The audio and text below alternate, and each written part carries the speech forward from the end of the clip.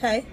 So we work in empathy on a lot of data sets, and one of the data set which is of high interest to me is data set of high achievers. And when you look at high achievers, entrepreneurs, etc., self-starters, people who take initiative, uh,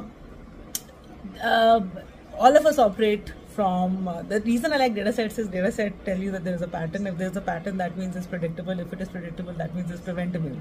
And most intelligent people are very intelligent about the rest of the world, but they're really, really stupid about themselves. And the way so empathy, for example, empathy for self and others, showcases via your core wound, whatever your core wounds in life are. So let's take an entrepreneur, and the core wound could be ego, which is very, very important. If you're an entrepreneur, you need ego, healthy ego, right? The core wound will manifest typically in most people in two forms. It will either put you in some sort of fantasy, or it will put you into reality. The extremes of both. So you'll either be in a very fantastical space, which is what the confidence game is all about, or it will be in a reality, this thing where you're very technical, logical, Excel-led and whatever, and you will be like, this logical person in the room all the time. Somewhere in the middle is where the balance is, but most of us, if we've not dealt with our core wounds, and which is that it's very, very critical for entrepreneurs to deal with it, because they take responsibility, and responsibility requires you to be a whole human. A wounded human will take bad decisions. The bad decisions will not just affect them, it will affect everybody whose lives they touch. Entrepreneurs by default will touch more lives, either through a screen or otherwise, but they'll touch more lives. So you have to work on your core wound. I think it's a core duty, and you can find whatever methods, but you start with saying, okay, there's a pattern, that means it is preventable. And as soon as you identify something, you should correct it, because hey, you're high achiever, you're high intelligence. Intelligence is only about doing what is needed at all times, right?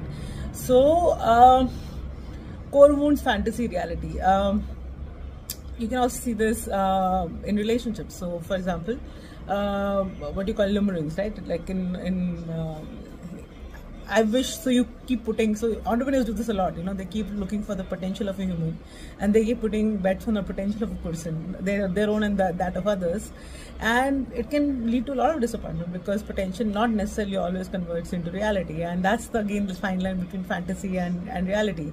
Over time you'll learn this, you'll learn the balance, and you'll realize, okay, these are the things that I keep to myself, these are the things that I put out there in the market, not everything is for public consumption, some things are within the team, etc. It takes a little time. It also takes a lot of self-work to know, okay, this is a core wound that I have to solve. For example, you have to solve for ego.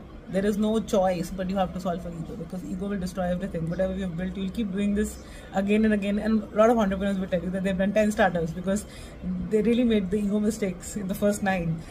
So yeah, interesting work, empathy. What are you up to?